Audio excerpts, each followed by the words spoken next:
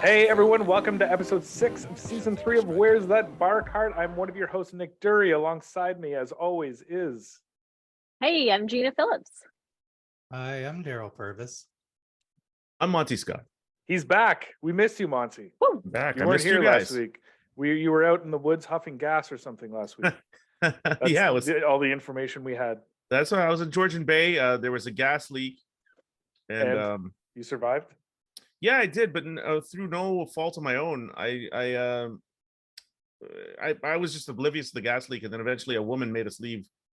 She's like somebody who's staying there is like, hey, you should probably. I've called the authorities, and I was like, listen, what's your problem? And I was like, so eventually I was like, no, apparently it's leaking gas. So I'm like, well, I don't want to get exploded. Sure. So so we Did got you out. smell it? No, I smelled it coming in. Yeah. Oh, But I was just like, yeah, it's just gas. Sure. But I didn't Yeah. smell it in the place. I would have been, But apparently, it's coming out of our gas oven thing. It was like it was like a fake wood stove kind of thing. Damn. oh no. But it's packed with dynamite. It's we're happy you survived. We're happy you're back. Yeah, me too. We're excited for this week's guest. This week, we're welcoming Brad Kozak, who's the president of Forward Business Consulting, which is a golf tourism company. He handles the golf in Ontario. He's a former consultant on Score Golf TV. Gina, he knows your name. He recognized your name. So, and I think he just attended a live event in Phoenix, where he's joining us from. So I'm super excited to hear about that experience, which apparently they sold 748 tickets to that live event. Did you guys see that stat over the weekend? No That was the way. extent of their ticket sales, 748 tickets. Well, I mean, we could make fun of them. We would kill for 748 Oh, sure. listeners. 748 listeners? We're Yeah. like, oh my God. Yeah. That was my first shot for a show. Yeah. I'm like, man, I would love 700 people to come out. Oh, come on. And Brad also, I've mentioned the Bull Moose tour that I go on a couple times a year. Brad has also been the one who's been coordinating those tours. So That's yeah, so I've never cool. met Brad before, but super excited to have him on and hear some stories. I don't think I've met Brad before, but it's definitely, he's one of those names that I have heard in the peripheral for a long time. Oh yeah, Great. definitely. I've never heard of them. Okay. Great. Just Let's kidding. all go around. Just kidding. I was like what we've heard of. Well, I'm pumped. Yeah, we're excited. We've got the whole team, the whole foursome back together. We're going to do this. And yeah, let's welcome Brad Kozak. How's it going, Brad. man? Nice to meet you. Yeah, You nice guys to meet too. You guys too. Appreciate the invite. I'm sure I might be a little bit warmer than you guys are at wherever you are, but yeah. Oh, well, we're indoors, so we're pretty warm. Okay. Fair. Yeah. Fair. Yeah, I'm wearing a sweater, so Yeah. I'm warm. Yeah, me too. Me Yeah. too. Definitely. Was one of our main one of the main thrusts of this podcast was like, no matter what, it's going to be indoors. You know what I mean? And Yeah. we've done it every time. Unless it's outdoors. You can do the outdoor pod. I think you got to deal with a lot of audio issues when you're outside. It's true. Yeah, Which none of us are Highway? choice to handle. Yeah. How you doing, man? I'm awesome. It's kind of like right in the thick of crazy busy season. So mornings start early, phone calls go late, and it's awesome. It's the golf travel world, and I don't think I'd have it other way, but maybe a couple other different ways. But it's good. It's good. Busy. Well, we need to know what those other different ways. You can't just say. I haven't figured them out yet. I haven't like to do figured it them out yet. outdoors. I wouldn't be taking the phone calls at 7:00 at night. But yeah, it's funny. Consumers are crazy, and it's like everybody wants. Like one of our projects we work on is in Las Vegas, and so the tournament ends yesterday in NCAA March Madness, and then all of a sudden the teams know where they're going for the next round of the playoffs, and you just start getting inundated with phone calls of like, we want to play here, we want to stay here, we want to do this, we want to do that, and you're like, you really got to put something together in like 3 or 4 days, and most people you end up telling them thanks but no thanks. It's a little bit too much for what you're trying to get. But yeah, it's crazy. Are you telling me these people can't make their own tee times, or they? Tough out there, man. It's tough out there. Golf industry. It's been a challenge. It's been a challenge. Yeah. COVID is great, but it's turned into kind of like it's changed a little bit, I think. And I'm not sure if it's for the positive or the negative yet. I got to get back to you on that one. Well, I mean, on that note, actually, that's a good place to start. I do. Yeah. So let's talk about where we're at with COVID, because you shared some stats, some interesting metrics with us today. And I thought that would be an interesting place to start. So do you want to run through them? I'm happy to read them out just to bring everyone up to speed. Read them out, because I haven't pulled them out, and then I can kind of like chime in like where they come from and the relevancy of kind of how it affects, kind of everyone. Okay, perfect. So this is February 2023 golf performance. So Scottsdale golf courses experience year-over-year declines in course occupancy and revenue per available round in February. Course occupancy dropped to 84.2%, which is minus 13.8. Average rate per round rose to $157, or plus 6.9%. And RevPAR, I don't know what RevPAR is, but you can probably tell us. RevPAR is like the average rate per day, like per night. So like Okay, they use it in hotels. So like a hotel RevPAR is the average rate for that particular night. So like a Tuesday night, XYZ. okay, so that's dropped to 132, or negative 7.8%. Year to date, occupancy was 80.3%, which is a decline of 15.6. ARPR was $142.70, and RevPAR was 114.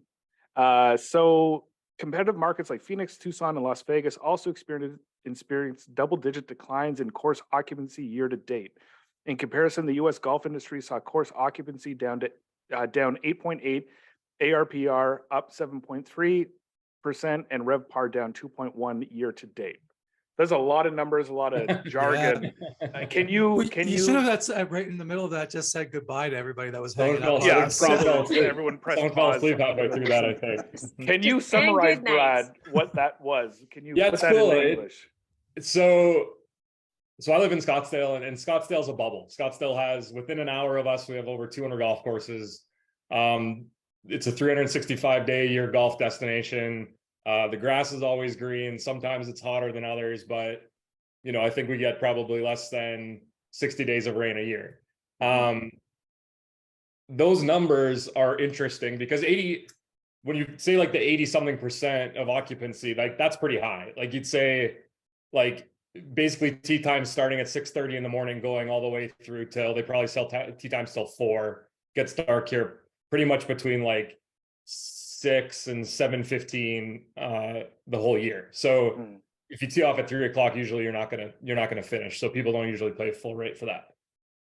So that's relatively high. But the interesting numbers are the last ones where, so this company is they basically work on yield management tools. So basically they evaluate your tee sheet, traffic on your tee sheet, and then put those stats into kind of historical data numbers. Nerdy stuff, similar to like what an airline industry started years and years ago. Or if you look up like Coke tried to like yield manage selling Coke at one point, I think, and just didn't work out. But that number, the 8.8 decline is like massive. And you take like millions and millions of people, and they probably have like, that company's like, a good sample size is they probably have like 400 to 500 golf courses they work with. To put that into context, there's like 800 and something golf courses in the province of Ontario. The rates are up 7.3%, which is also wild. So big declines from what it was, because it's just, 2 years ago, 3 years ago, when that's like golf's probably peak of peak ever. Right. And like people that are taking that number into account overall, like that seems like a crazy thing. That's probably just like an outlier of, you got what you got and you hope that you maintain some of that. But it clearly shows that 8.8% decline is they're not holding on to what was given to them as like a COVID lifeline of golf.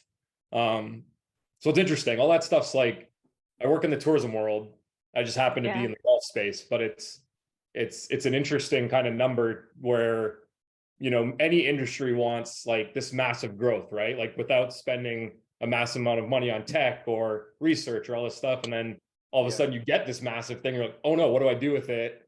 And then you kind of fumble it a little bit, in my opinion. And here we are. So it's interesting. Now because 2021 was crazy. The golf courses were all jammed up here. But in 2022, they were not. It was like the opposite, and they were just Right. completely wide open. Is that generally the case everywhere? So was there just a huge uptick in 2021, and then people I just think gave it up? I think that I think that like if you were to take, so like I said that like Scottsdale's in a bubble. If you were to take like random golf courses throughout like the state of Iowa, Mhm. like they were probably really up from, you know, what they were, and then they go back down.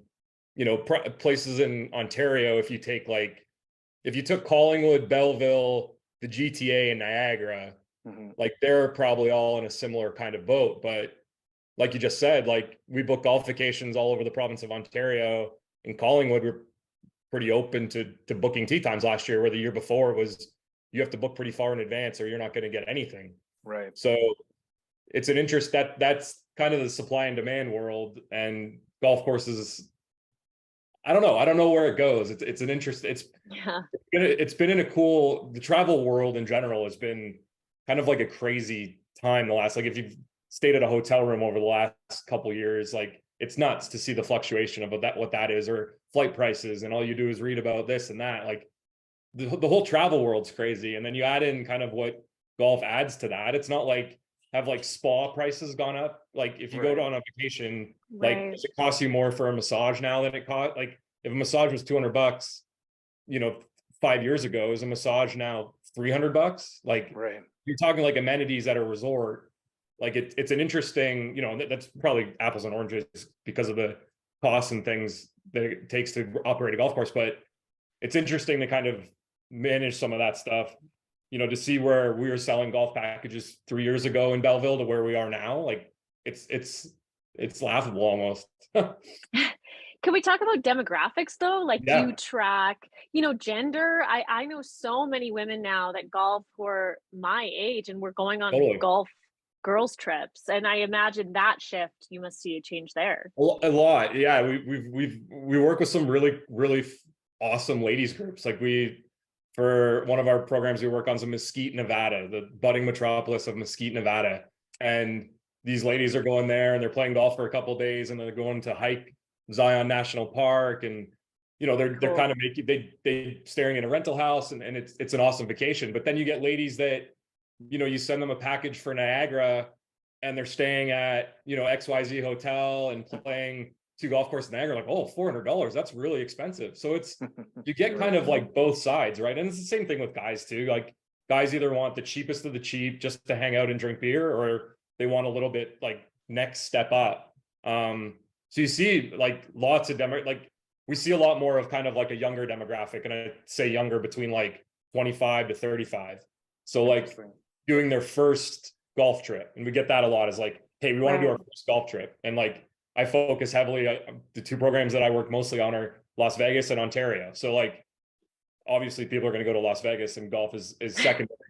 But Ontario is a cool one because you can say, okay, you want to go to Collingwood, or you want to go to Belleville, you want to go to Niagara, and it's a couple hour drive, and it's this, like it's a super simple process.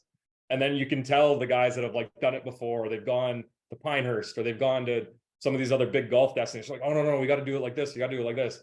So it's like the demographics of it are like from where it was before booking golf packages, older white guys that were 55 that are just doing a golf trip with their pals to get away from their lives. Like people are now having golf as part of that experience of them going away. It's just whether or not they're like sickos doing it, where they don't leave the golf course all day and they just play golf and they go home to bed by 8 o'clock, or like they want to go out and play early and then do some wine tours. Or so we have to sculpt kind of what we do around that, which is, you know, sometimes challenging too, because not everyone's the same. Not everyone wants to go do, you know, wine tours or whatever. Some guys want to play golf all day, and it's been an interesting, I'll say this a lot, I guess, but yeah, it's been an interesting time to do what I do. It's interesting, just thinking about demographics and all these different things, like you were talking about massages, and just the idea is like, is there a demand for more people to be rubbed? Are there less people to rub them? We don't, I mean, I think there's definitely less people. There's less people rubbing, I would say that. But yeah, like, I think it's more of like if you go to like, say you go to like if you go to Pebble Beach and you go there and you play golf. Obviously it's $700 to play golf, but then your other activities, like the spa probably costs the same amount, but you don't ever hear anyone complain about how much the spa costs. But people always say, oh, Pebble Beach costs $700, when really all you're doing at the spa is sitting there in the cold tower and whatever, the cold shower and going to the hot tub and getting rubbed down, and you know what I mean? I don't know. I'm a big spa guy. I'm going to Vegas this weekend, and I have like a half day spa day with my wife playing. So that's why I'm excited about it. Love that. Sounds good. You never think about I dropped $3,000 in the spa. It's like I'm complaining about golf. Yeah. Can we acknowledge the professionalism of Brad, that he actually used Pebble Beach in the response to Monty's rubbing question? Maybe it's not the first thing. Maybe that's not the first thing that comes to mind when you're thinking about rubbing, but not remotely thrown off by that at all. You were just like, I'll talk to you. They have a nice spa there. They have a nice. Let me ask you this, nothing to do with rubbing anybody, but you talked about the prices going up, and then numbers going down. Is that it? Is that what is golf pricing itself too high now? Is that what courses have gotten? I don't think golf.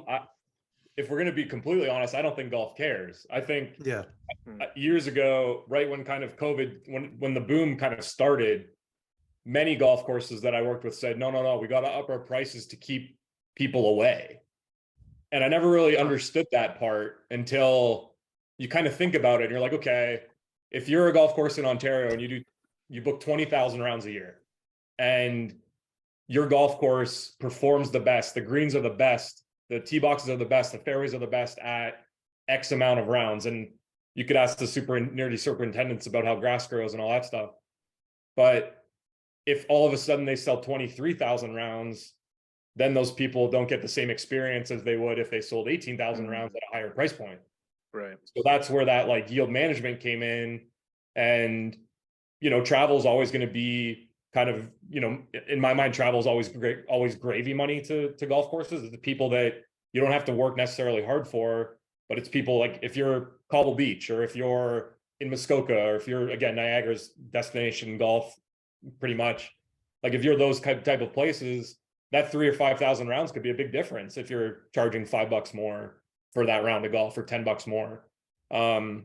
It could be more equipment to cut the grass. It could be more people to work in the shop. Like that bottom line gets helped a lot with, kind of just a little bit movement of that box.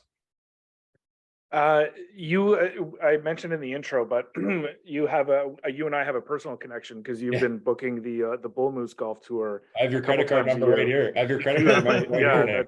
Let's give it to everybody. I am a comedian, so there's not a lot in there. I'll take Rob's. Yeah. But you've done just such an amazing job. I've gone on 4 of these tours, I think, twice to Myrtle, twice to Niagara, and then obviously this has been going on for years. But like we had an Irish comedian come on here in season 1, and he was talking about how the difference, like, because they don't really drink on the golf courses over there, despite the drinking culture. And he described the culture here, the golf culture here, as like it's a bachelor party. Yeah. So how aware are you of like this? Is that still the predominant people booking these kind of trips? Is like a bunch of idiot guys getting out and drinking and treating it like a bachelor party in a way? I got a call last year from a group that was in Niagara, and it wasn't your guys' group. Oh, so, thank God. Yeah. There was a guy running naked down the hallway, I guess the night before, knocking on people's doors because he thought someone stole money out of his room. And the people that I work with in Niagara, they called me thinking that this was important information to share. And they said, don't worry, the cops came and got him. I said, oh, good. So that's, there great. are like, for every 100 groups we book, there are, some guys that we probably get it more in Vegas than we do in, if you book a group to go to Belleville, I don't know how much craziness you can kind of get into, but you can get into trouble in Belleville. Trust me. I know. I've been there, totally been there. But yeah, I think that, the guys that want to get away and want to play 3 rounds of golf and they're paying, anywhere from $500 to $700 a weekend for their trip, like they want to enjoy it to a certain extent. And, there's a line kind of there that some guys cross it, and very rarely do we, get calls that say, hey, only 12 guys showed up of the 14 that booked. Like, sometimes it happens once in a while, but sometimes you got to get let out of the cage. And once you get out of the cage, you got to go crazy. So it's hard. How did you get into this? Oh, sorry, Nick. No, go ahead. That's great. How did you get into this? Yeah, so it was kind of a wild, I don't know. It was weird. Like, Gina and I have a connection. So I used to work at Score Golf before Gina was there. And I was listening to your Jason Logan podcast prior to hopping on with you guys. And Jay's a good buddy of mine. Yeah, so like it was like my first job out of school. I went to school in the States on a baseball scholarship and flunked out famously, and came back and finished school at George Brown College on the 7-year program, 7-year degree program. And then wait a minute, it took you 7 years to get your degree? It's tough out there, man. It was tough out there. I was same program. Started in 90, when you go to 97.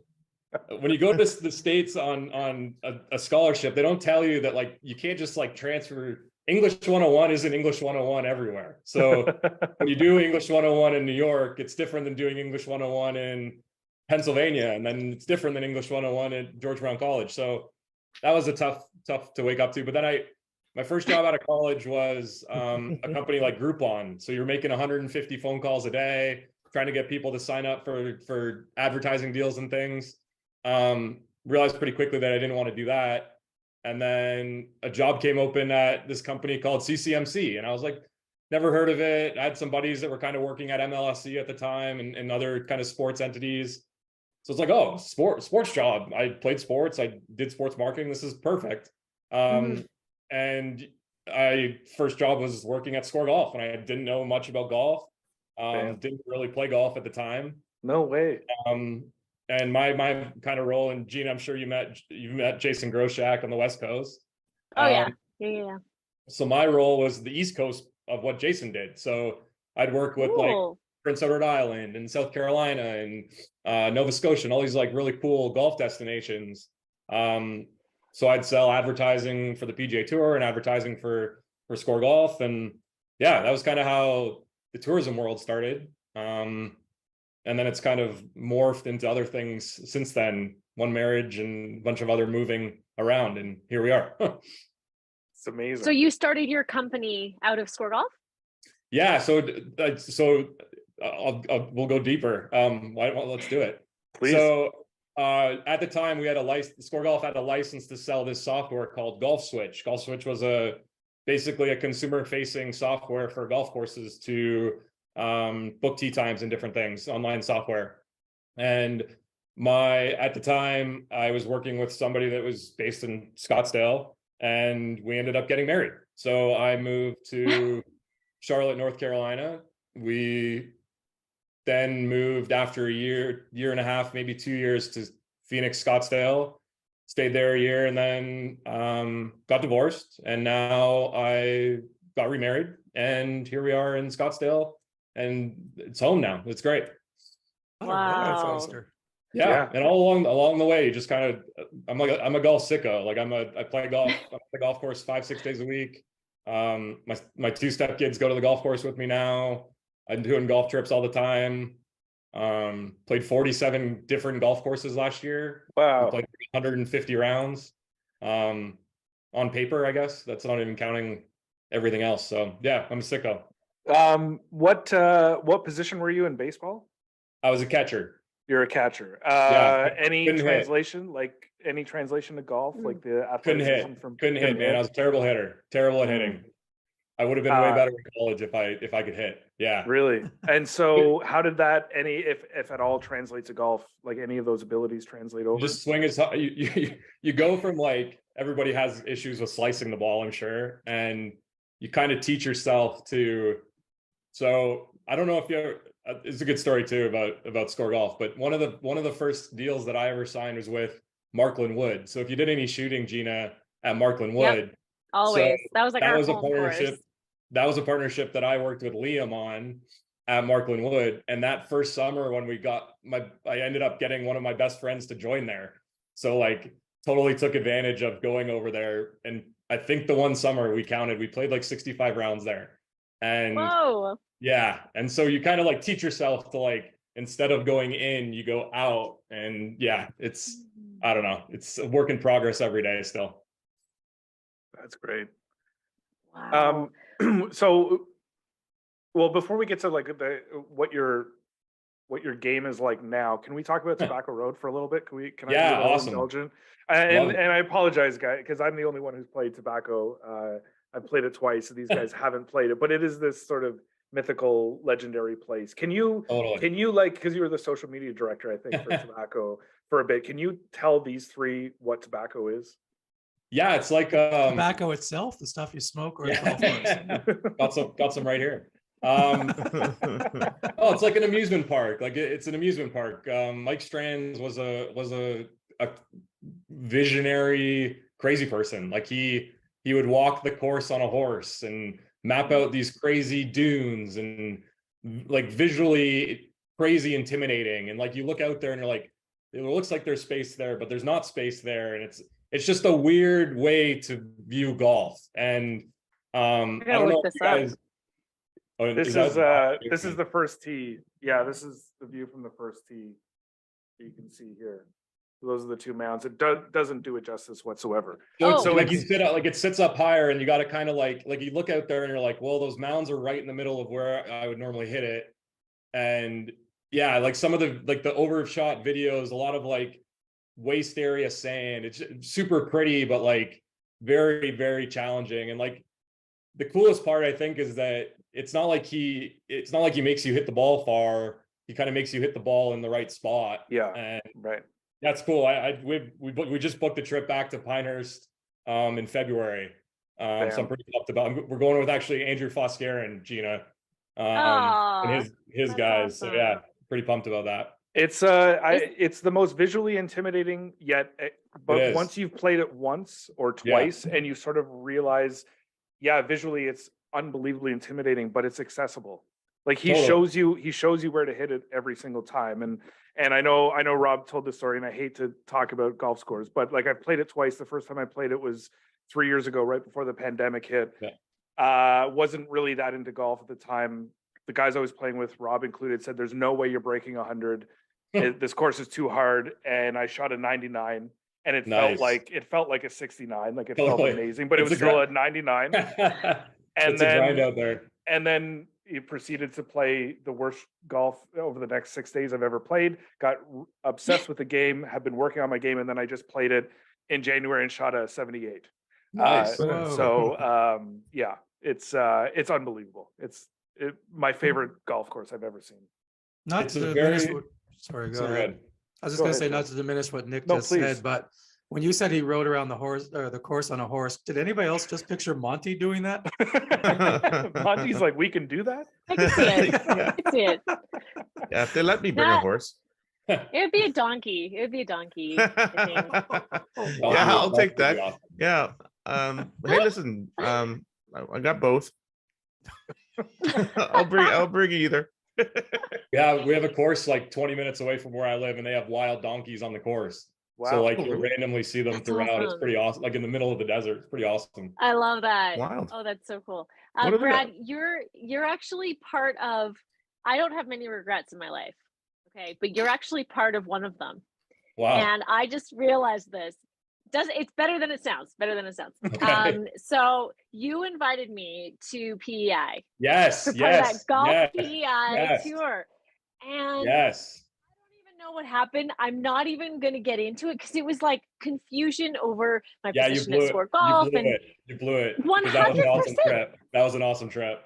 And then everyone I know went, and then I had to I didn't go. And then there was like all these social media posts, and I was like, what happened? Like, oh my God, I got my agent involved, because at the time there was this like, I was about to start like a new contract. And anyway, I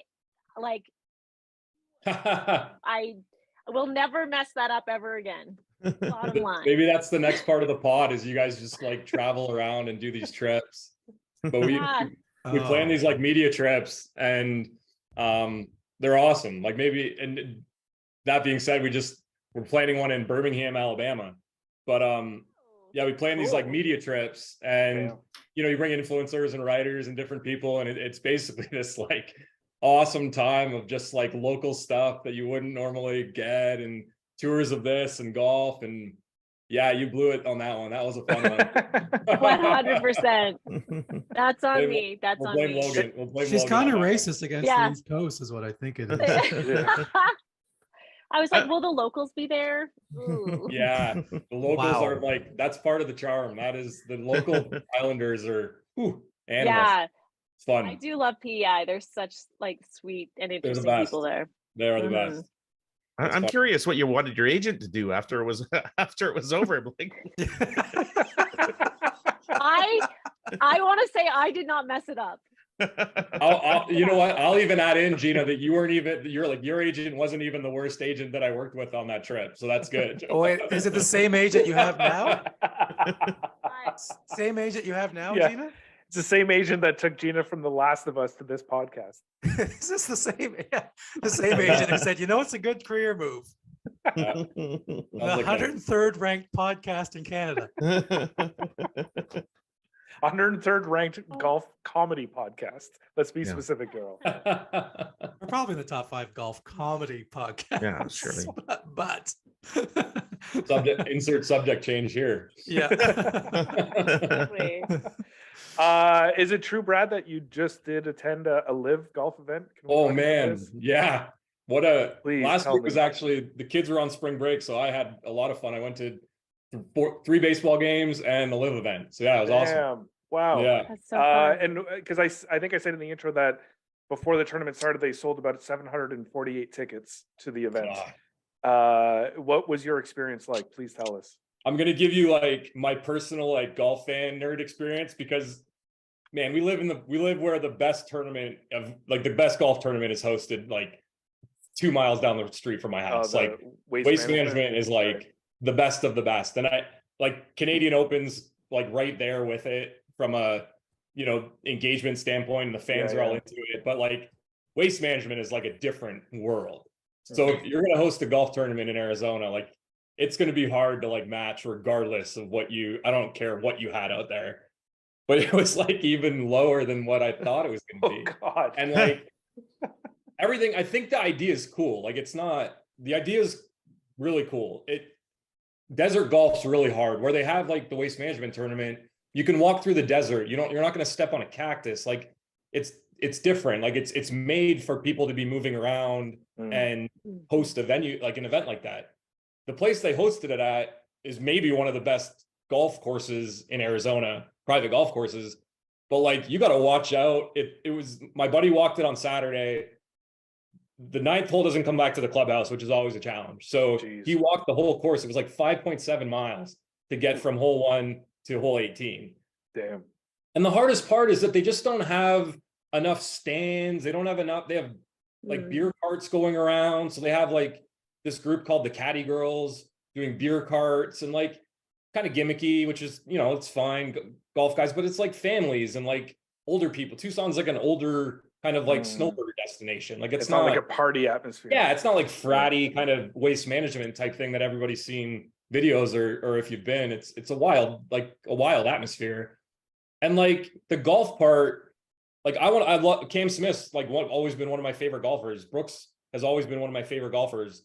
Watching Bryson DeChambeau hit golf balls live is like, it's incredible. But those guys, there's just no energy. Like there's no vibe. There's no, like they have some music on the tee box if you guys have watched any of the coverage or whatever, but like it takes 15 minutes for the next group to come through. So like it's hard. It was really hard to get into it. And like me as like an avid nerdy golfer, I try and take like experience in with like they had Tiesto playing on Friday night, which is like, like that's fine if like you get there. Like most golf tournaments, you get there in the morning and they play golf from 8 o'clock in the morning till 6 o'clock at night. They start at 10 and they're done by 2:30. So like Jesus, like you're in there pretty quick, like we started Phil, Cam Smith, and I think Charles Howell were teeing off on the first tee. So we started there. Everyone's going crazy. They get the crowd pumped up on the first tee, and then they stick the signs up that say "Zip It." It's like, dude, you just like got everyone jacked up. You got 26 people that are standing around the tee all jacked up. And like After Tiesto. yeah, like I'm listening to like cute like beats in the background that I used to like go to clubbing in Toronto with. Like, I don't know. I think that there's opportunity there. It's just I just don't know what, like, I don't know. I don't know how to, you're never gonna get tickets for $30. Like, you're not, Right. you know, I don't know. We bought 4 and 2 of us Wow. went. Like, it wasn't like an investment from our side, you know. And it's an hour. It took us an hour and 45 minutes to drive there from where I live. So it's not. I don't know. It was fine. I think from like, I don't know. I keep looking back at it and I'm like, I want it to be good. I want to say like it was awesome, but it was not. Like, I'm not. I feel like you could fix it. You would be the guy that they could consult. I would take substantially less money than they paid all those guys. I will say that.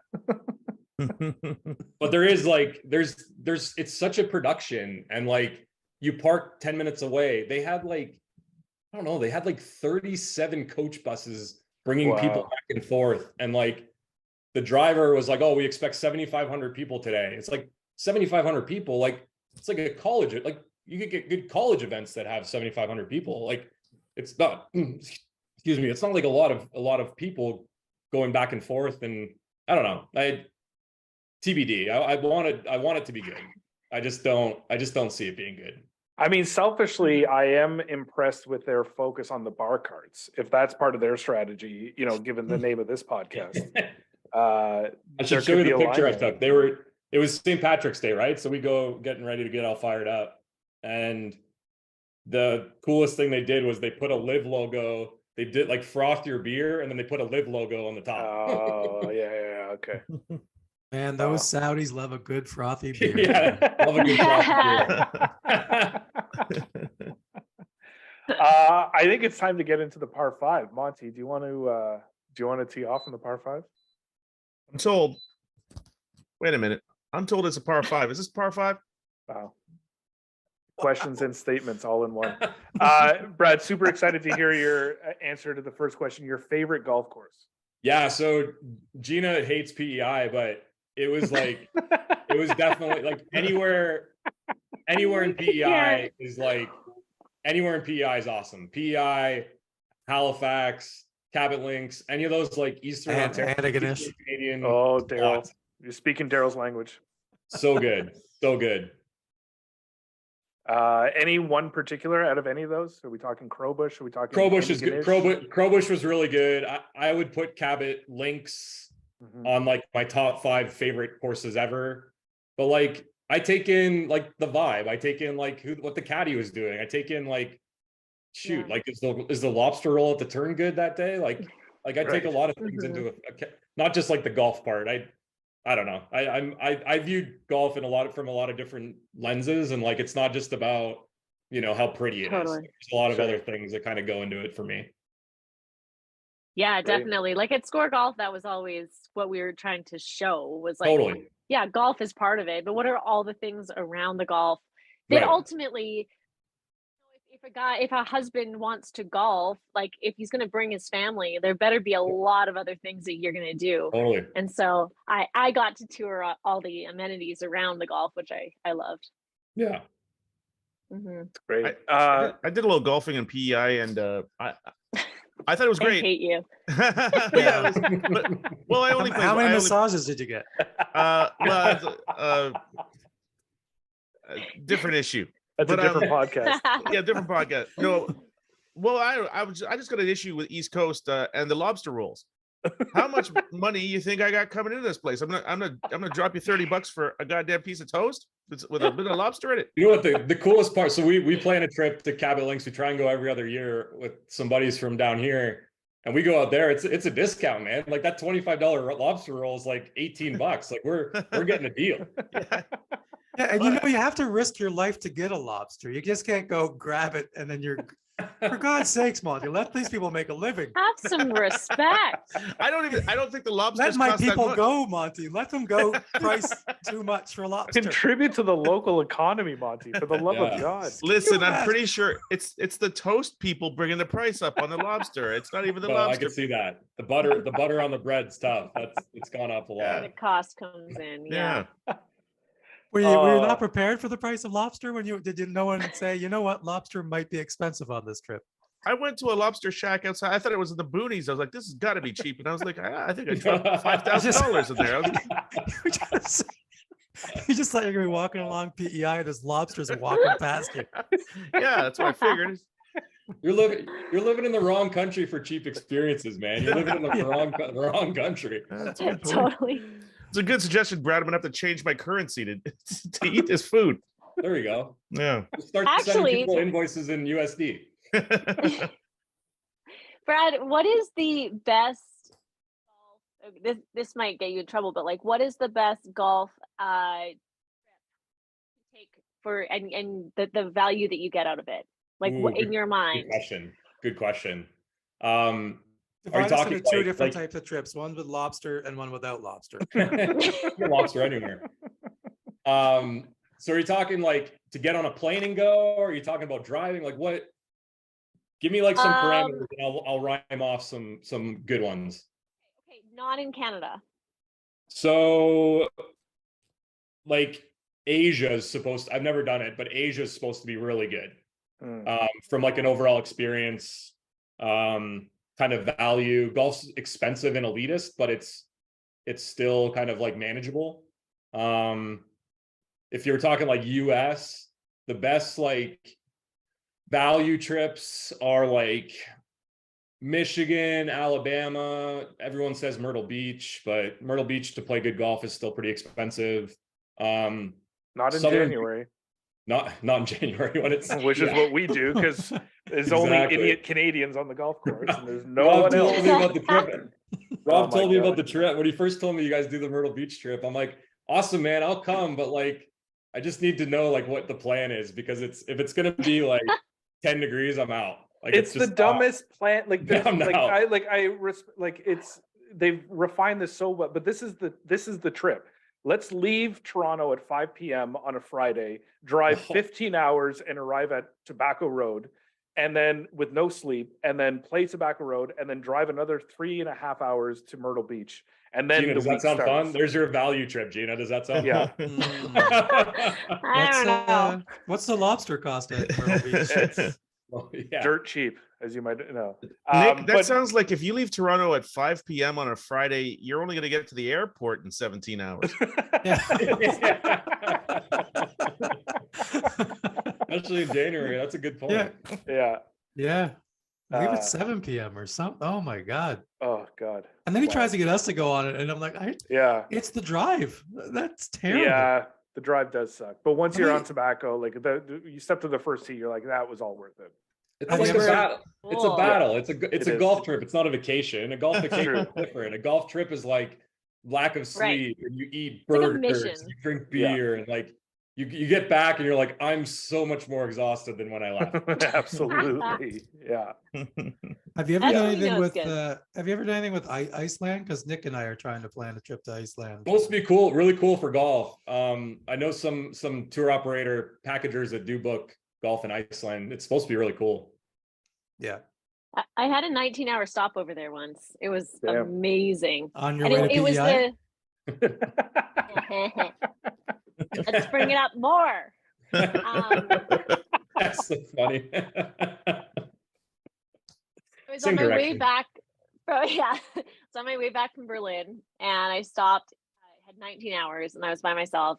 And I was so determined to see Iceland, so I rented a car. It was so expensive, and then I just drove to Reykjavik, and on the way stopped at the lagoon, and it was at midnight, and it was summer solstice. I think they call it that, and so the sun didn't go down. It started like dipping at 3 a.m.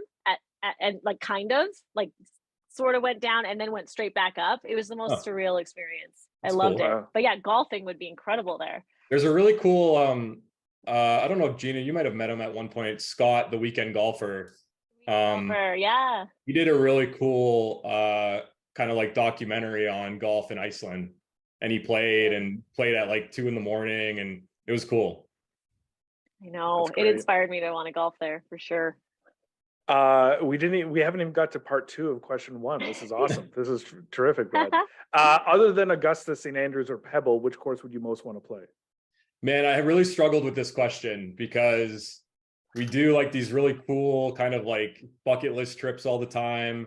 I think it's got to be anywhere like in Australia. I think Australia has got to be the answer. Cool. Just like, I like that kind of like rugged, sandy ocean. Like I live in the desert, so anywhere that I can see water is like I think that's cool. Amazing. That's great.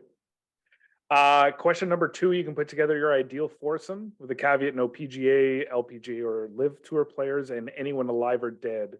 Who's Man, running out your foursome?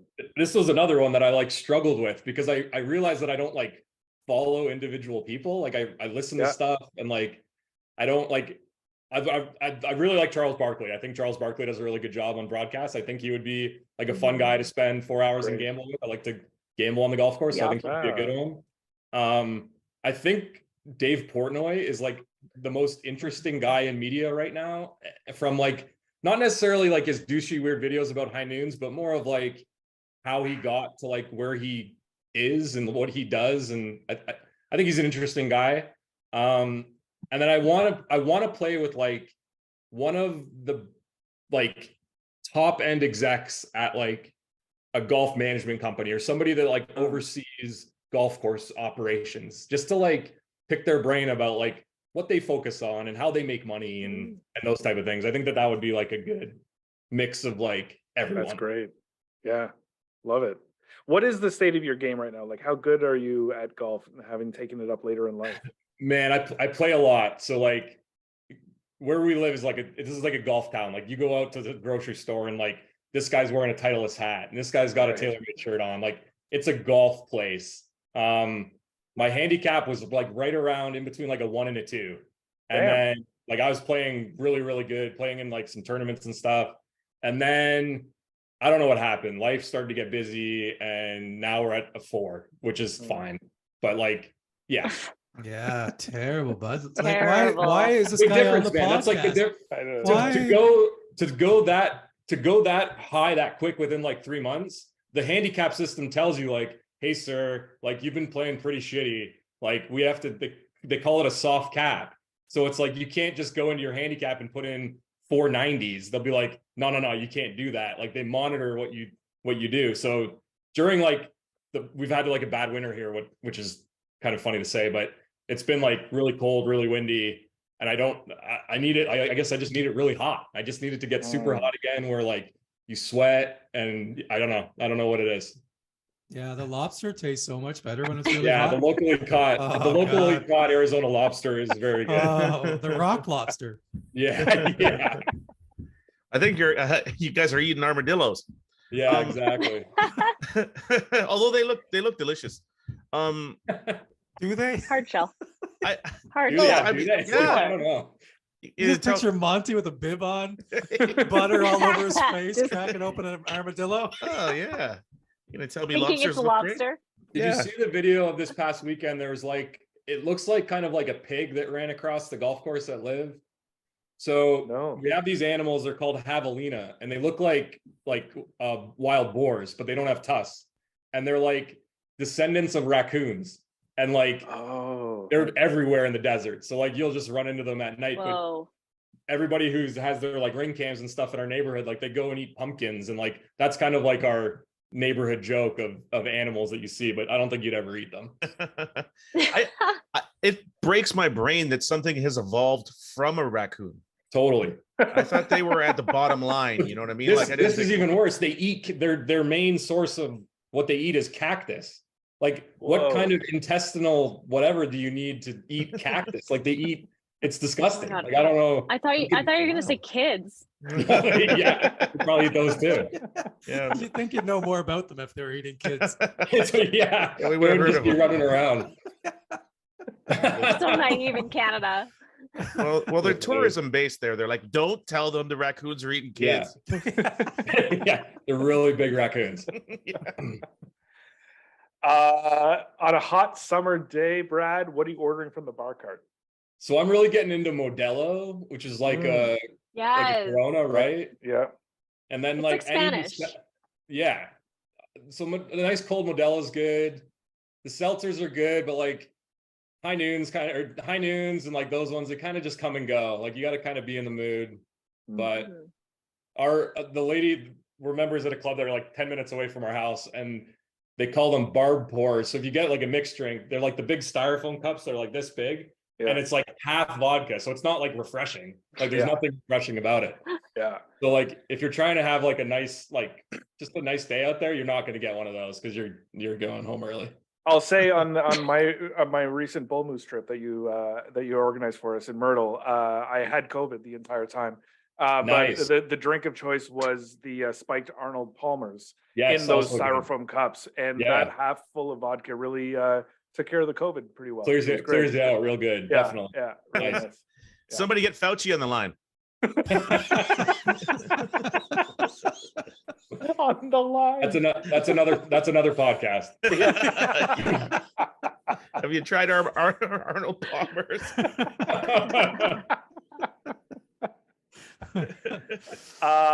Okay, question number 4. Either the angriest you've ever seen someone on the golf course, or I also want to know, like, how do you keep from losing it? And given the fact you were a baseball player, I want to hear about your competitiveness on the golf course. Yeah, so golf, I don't like. I'm not really. I'm competitive when it comes to gambling, but it's not like an angry like competitiveness. Like it's more of like I just want to win. I have a group of buddies that come down from Toronto every year, and it was the first time they were at our club, and they all wore head to toe like the John Daly Canadian like pants and shirts. So they're wearing basically a jersey.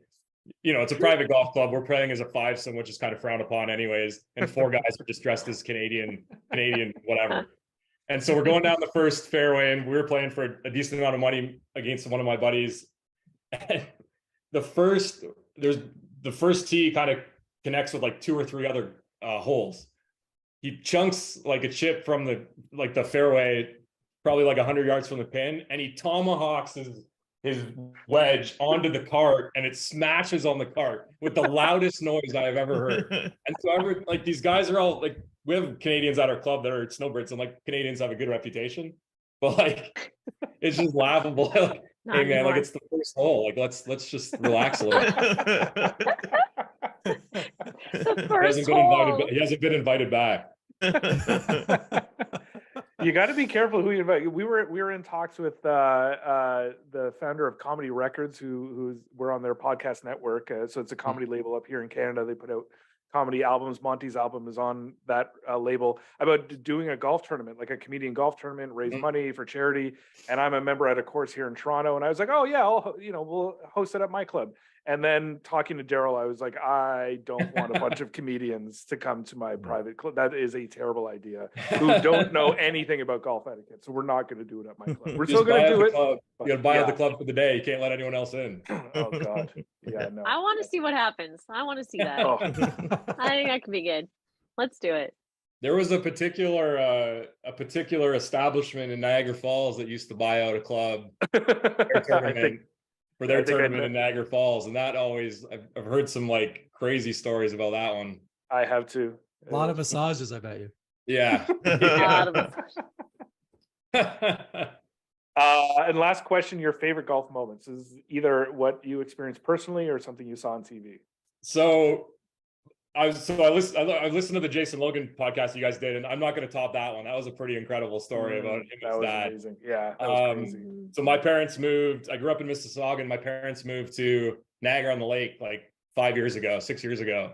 So every time I'm back there when the weather's nice, we play Niagara on the Lake golf course. And my parents, I think, only picked up golf like later in life when they retired, just to kind of like connect with me, because they knew what I kind of got into and stuff. So we play this little 9-hole course that's right on Niagara on the Lake every time we go. So I love that. Like I love that course. Golf's kind of changed. There's times where you can be serious. There's times where you can just hang out and I don't know, just kind of hanging out with your parents and walking around and listening to your dad mutter under his breath because he plays 10 times a year and he just chunked a chip. Like, just makes you laugh, That's great, man. Yeah. Great answer. Love it. Yeah, I wish I love parents. that. Jesus, that took a turn. Man. Wow. Oh, did I say that out loud? Did I say that out loud? Yeah, you're literally holding a microphone, Daryl. Yeah. away from your mouth. Brad, super cool to meet you, man. I know you said you've never done a podcast before, but you were a fantastic Yeah, guest. you were great. You're amazing, and thank you for like personally all the work you've done with Rob over the years with Bull Moose, and you guys are put easy, together man. just You guys, there's a lot of groups unbelievable. out there that are challenging. You guys pay your bills on time, and I don't have to send too many emails, so it's good. you so many amazing experiences, and thank you for that. And Awesome. yeah, I was so happy that you came on, man. Thank you. Yeah, no, thanks for having me, guys. Yeah, definitely. I'll see you somewhere that's not PEI. But yeah, Brad, we'll see you in PEI. You The can go, three of us. Gina, No you can go Gina. back. You can go back to PEI. The redemption Very tour, good. Gina. yes, redemption tour. No one. That's funny. Thanks, Yeah, Brad. thanks for coming Nice on, to buddy. meet you. Okay, Thank you thanks, so much. guys. That was episode 6 of season 3. That was Brad Kozak. What a fun episode. Went in some directions we didn't totally expect, but that's this podcast, I think. I've Yeah, come to those are the expect best those. episodes. Yeah. Yeah. I wasn't totally alarmed by the directions we went, but Because you were driving the golf cart, the proverbial golf cart, as it will. But And yeah, the it was a donkey. lot of fun. That was interesting to interesting to hear everything. Well, it's interesting, like even talking demographics with that, with kind of the popularity of golf, and then now it's gone down a little bit, and it's like where he doesn't know where it's going to go, and it'll be interesting to see where it goes. Yeah. Because Yeah, I'd like more I space on the definitely- course myself, but Sure. you know, It kind of goes against, and this is going to be a weird thing for me to say, like the laws of economics, where price elasticity. They keep raising the price. Less people are playing, and they're still going, well, let's raise it some more.